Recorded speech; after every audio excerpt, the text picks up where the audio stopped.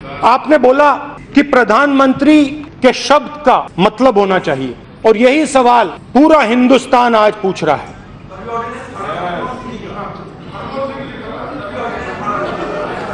$15 लाख हर व्यक्ति के bank account में। जुमला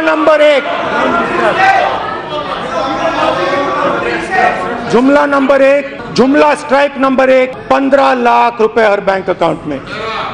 जुमला स्ट्राइक नंबर दो, 2 करोड़ युवाओं को हर साल रोजगार पे चलते हैं। 2 करोड़ युवाओं को रोजगार देने की बात की थी। आप कौन सी दुनिया में हैं? प्लीज आप कौन सी दुनिया में हैं? मेरे पास यहाँ आंकड़े हैं, मेरे पास मैं देख रही हूँ ना, उनका नाम लिया आपसे पहले, आप मत डिस्टर्ब करो उनको। बैठो। 2016 खड़गे। 2016 और 17 में पूरे हिंदुस्तान में 4 लाख युवाओं को रोजगार मिला। ये लेबर ब्यूरो के सर्वे के डिटेल्स हैं, मेरे नहीं है, इनके आंकड़े हैं। हिंदुस्तान के युवा ने प्रधानमंत्री जी पे भरोसा किया था और हर भाषण में प्रधानमंत्री जी ने कहा था कि 2 करोड़ युवाओं को मैं हर साल रोजगार दूंगा। और सच्चाई है कि सिर्फ 4 लाख युवाओं को रोजगार मिला है। दूसरे तरीके से कहता हूं, जो काम चाइना 50,000 युवाओं को 24 घंटे में रोजगार देता है, उसी काम को आप लोग 400 युवाओं को 24 घंटे में काम देते हो। ये सच्चाई है इनके खोखलेपन की, ये सच्चाई है इनके शब्दों की। और जहां भी जाते हैं रोजगार की बात करते हैं। कभी कहते हैं पकौड़े बनाओ, कभी कहते हैं दुकान खोलो। रोजगार कौन लाएगा? रोजगार स्मॉल एंड मीडियम बिजनेसेस लाएंगे, छोटे दुकानदार लाएंगे, कंस्ट्रक्शन इंडस्ट्री में आएंगे। और आपने क्या किया? पता नहीं क्या हुआ, कहां से मैसेज मिला, क्या हुआ? 8 बजे रात को काले धन के खिलाफ प्रधानमंत्री जी ने एक्शन लिया, डिमोनेटाइजेशन किया।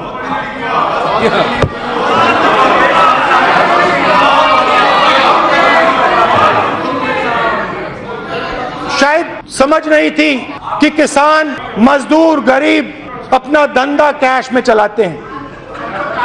मैं सूरत गया और सूरत के लोगों ने मुझे बताया कि प्रधानमंत्री जी ने सबसे जबरदस्त चोट हमें मारी है। मैंने नहीं बोला, उन्होंने बोला।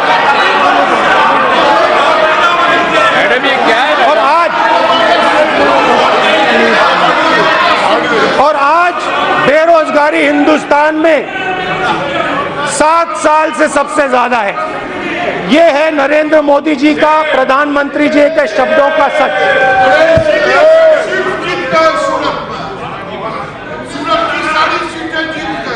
प्लीज नहीं, आप बैठे हुए लोगों की मत सुनो। मगर वहां नहीं रुके। जीएसटी कांग्रेस पार्टी लाई थी,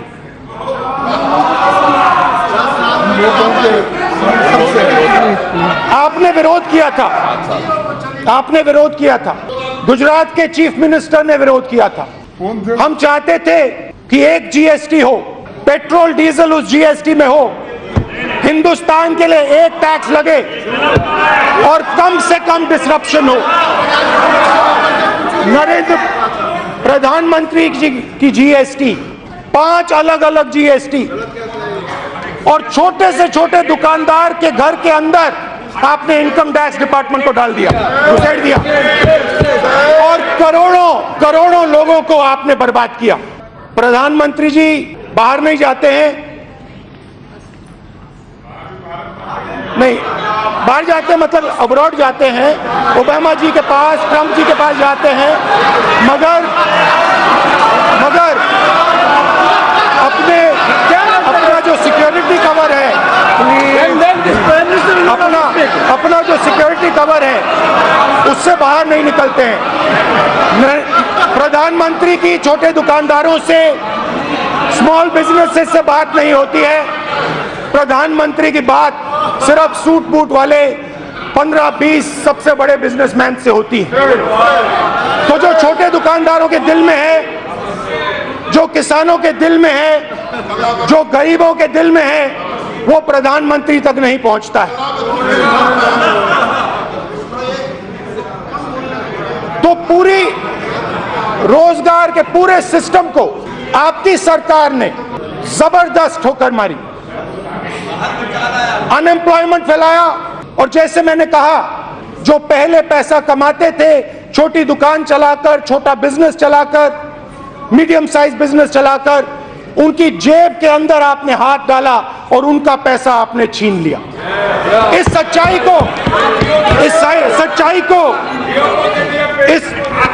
सच्चाई को बदला नहीं जा सकता है। और आपने बिल्कुल सही कहा, जियो के इश्तिहार पे प्रधानमंत्री जी का फोटो आ सकता है और वो जो शक्तियां जो इनकी मदद करती हैं, और वो 10-20 बड़े बड़े बिजनेसमैन हैं, उनके लिए ये सब कुछ करते हैं। मगर बाकी हिंदुस्तान के लिए, गरीबों के लिए, कमजोरों के लिए दिल में थोड़ी सी भी जगह नहीं है।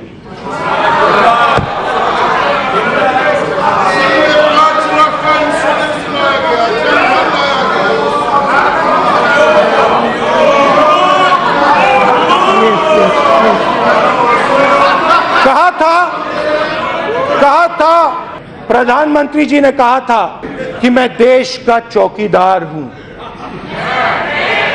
मैं चौकीदारी करूंगा, मैं प्रधानमंत्री नहीं हूं, मैं देश का चौकीदार हूं। मगर जब अमित शाह के पुत्र जय शाह 50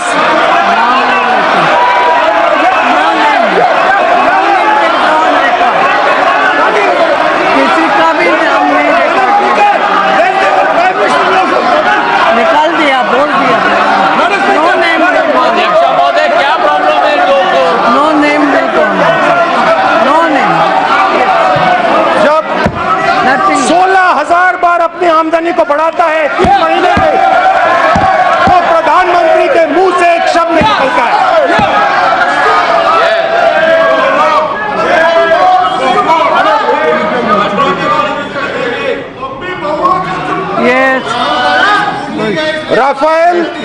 राफेल हवाई जहाज, हमारी यूपीए की डील में हवाई जहाज का दाम 520 करोड़ रुपए प्रति हवाई जहाज। पता नहीं क्या हुआ, किससे बात हुई, पता नहीं क्या हुआ, किससे बात हुई। प्रधानमंत्री जी फ्रांस गए, वहां पे किसके साथ गए पूरा देश जानता है, और जादू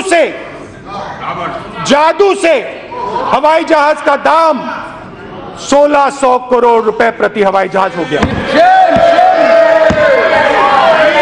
डिफेंस मिनिस्टर यहां बैठी हैं, डिफेंस मिनिस्टर यहां बैठी हैं, उन्होंने पहले कहा कि मैं देश को हवाई जहाज का दाम बताऊंगी, पब्लिक में कहा। उसके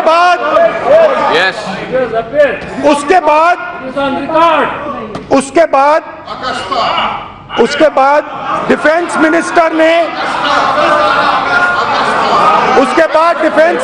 ने क्लियरली बोला कि मैं ये आंकड़ा नहीं दे सकती हूं, क्योंकि फ्रांस की सरकार और हिंदुस्तान की सरकार के बीच में एक सीक्रेसी पैक्ट है। मैं स्वयं फ्रांस के राष्ट्रपति से मिला और मैंने स्वयं फ्रांस के राष्ट्रपति से यह सवाल पूछा, क्या ऐसा कोई पैक्ट हिंदुस्तान की सरकार और फ्रांस की सरकार के बीच में है? और फ्रांस के राष्ट्रपति ने मुझे बताया कि ऐसा कोई पैक्ट हिंदुस्तान की सरकार और फ्रांस की सरकार के बीच में नहीं है। यह सच्चाई है। और उन्होंने मुझे बताया इससे कहने से मेरा कोई इतराज नहीं है, आप यह बात पूरे हिंदुस्तान को बताइए।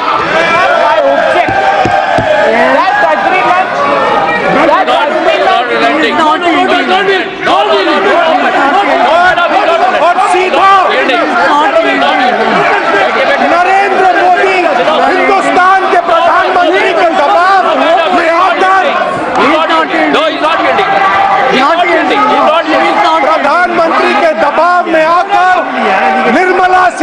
रमन जी ने देश को झूठ बोला है।